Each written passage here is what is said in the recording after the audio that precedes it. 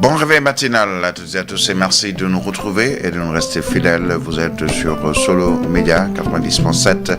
Vous nous suivez sur la TNT, mais également sur la 90.7 et aussi sur nos différentes plateformes, notamment YouTube. Devant ce micro, Birahim Touré en compagnie de Mohamed Touré.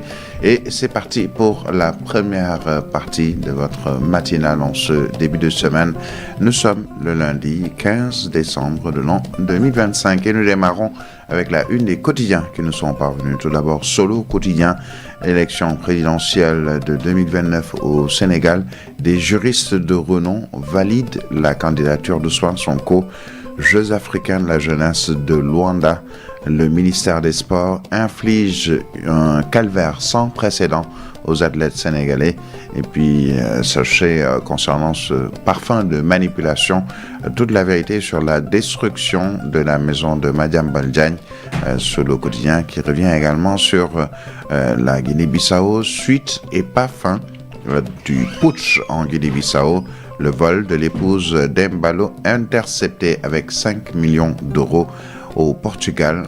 C'est avec un point d'interrogation selon le quotidien Solo. Autre quotidien, il s'agit du journal L'As qui revient sur ce ministre Déthié Fall avec rigueur martiale, nouvelle empreinte, réaction du BTP, les polytechniciens adoubent Déthié Fall. Le journal L'As qui revient également sur la réouverture du procès des 29 milliards du Prodac, la justice sous pression politique, succès diplomatique au niveau de la CEDEAO, le Sénégal reprend les commandes. Et puis Cheikh Diba, ministre des Finances et du Budget, de dire la situation est difficile mais elle reste récupérable. À la une du journal Le Quotidien, débat sur l'extradition de Madiam Baldiagne. Le journal Le Quotidien nous parle de la leçon de diplomatie de Christine Fagès, qui est l'ambassadrice de la France au Sénégal. Elle dit entre autres, il n'y a aucun retard. En moyenne, une extradition, c'est 1 an et demi. On ne peut pas demander à l'exécutif de prendre la place du judiciaire. Nous avons une dizaine de demandes d'extradition avec le Sénégal, dont la plus vieille date de 2022. Une demande d'extradition porte principalement sur des crimes de sang ou des trafics, entre autres sous-titres. Le quotidien Le Soleil qui revient sur la conférence des chefs d'État et de gouvernement de la CEDEAO. Le Sénégal présidera la commission de 2026 à 2030. Le ministère de l'Intégration africaine et des Affaires étrangères souligne le leadership affirmé du président Bassirou Diomaye Faye dans cette première diplomatique. À la une du quotidien Enquête, finances publiques, la dette cachée retrouvée, c'est ce que nous dit le quotidien Enquête, qui nous dit ni contrat caché, ni projet caché, un problème de reporting, ce qu'on appelle le misreporting, 5,5 milliards de dollars évaporés, la Chine et la France principaux concernés. Les révélations du rapport IDS de la Banque mondiale enfoncent encore plus le FMI et les PTF ou partenaires techniques et financiers. Le journal qui revient également avec ses propos de Christine Fagès, les précisions de Christine Fagès sur l'extradition de Madiam Baldiagne. Le quotidien avec Enquête toujours, 68e conférence des chefs d'État et de gouvernement de la CEDEAO, le succès diplomatique du Sénégal, toujours selon le quotidien Enquête, Cannes 2025, les 28 lions pour la reconquête du titre, Pape Thiaw de dire on fait partie des favoris, on ne le cache pas.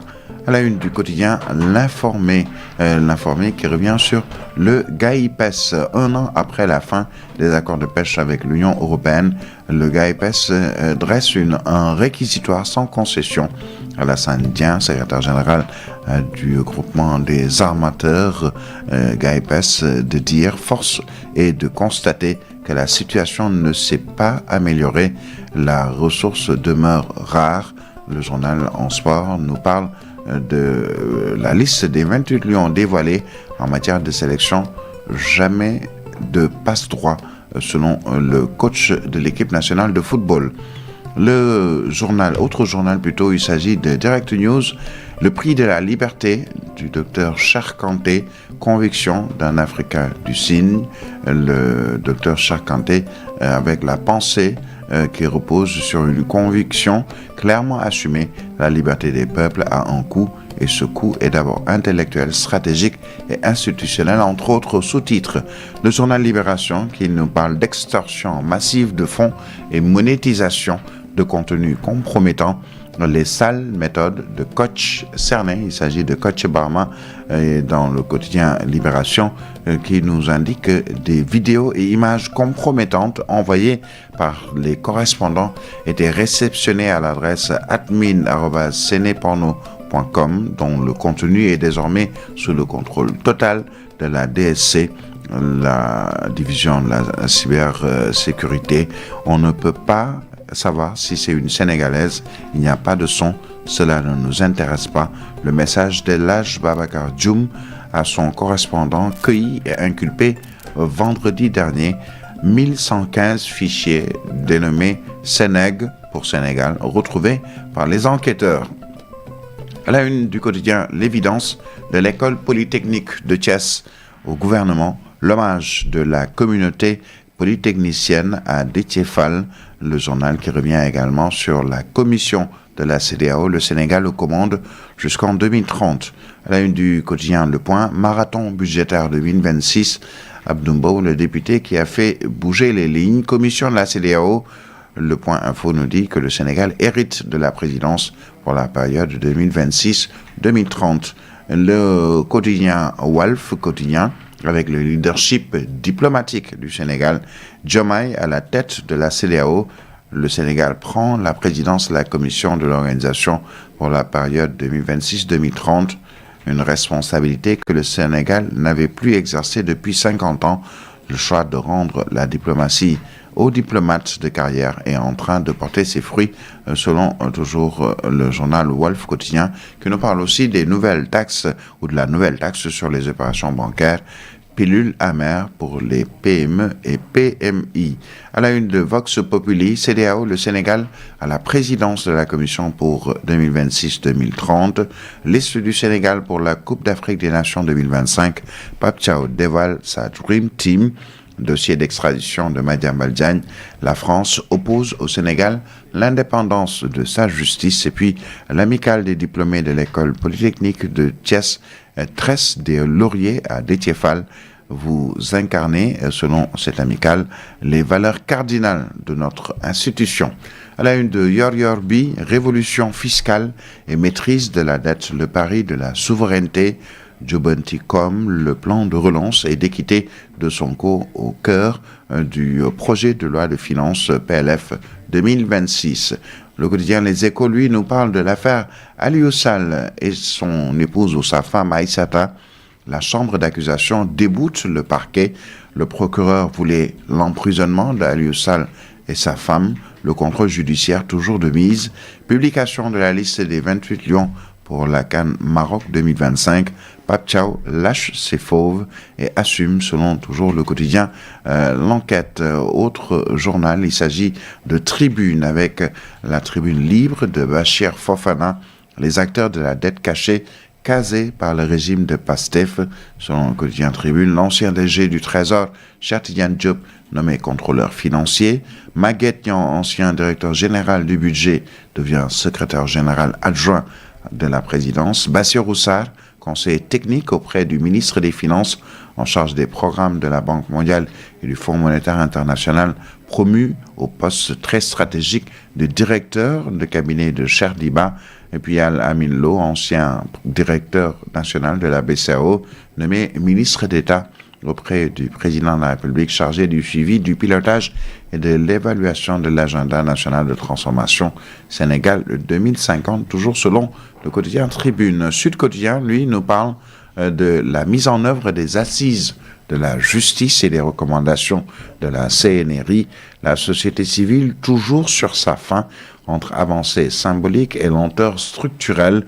Et puis, charge commune 2026, 902,4 milliards de francs CFA adoptés par le Parlement. Commission de la CEDEAO, le Sénégal prend la présidence pour 2026-2030.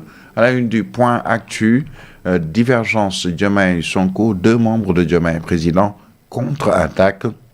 C'est un fake, dément Maître Abdoulaye Tine, PCA de Sogepa, au sujet du rapport contre le CSE ou le Conseil économique, social et environnemental transmis au pôle judiciaire financier. Pourquoi brandir aujourd'hui seulement ce rapport et non quand Mimi est entré dans la coalition Diomaye président, s'interroge Maître Tine, ou alors je ne crois pas au rapport plutôt élaboré par Macky Sall, déclare toujours Maître Tine, le quotidien Point Actu, qui revient aussi sur l'adepte qui félicite Déthié Fall et lui assure de la disponibilité des compétences polytechniciennes. Autre quotidien, il s'agit du quotidien Source A qui revient sur choisi pour prédestiné ou présider plutôt ou destiné de la présidence de la commission de la CEDEAO. Diomaye venge Senghor, Diouf, Wade et Macky. Pour le Sénégal, cette décision constitue une grande première dans l'histoire de la CEDEAO, étant désigné pour trôner à la présidence de la commission de la CEDEAO.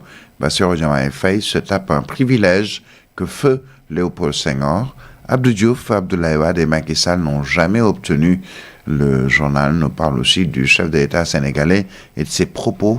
Il dit, je le cite, « Cette confiance engage notre pays à continuer d'œuvrer avec l'ensemble des États membres pour une CEDEAO plus forte, plus intégrée et pleinement tournée vers la paix, la stabilité et le bien-être de nos peuples. » Fin de citation.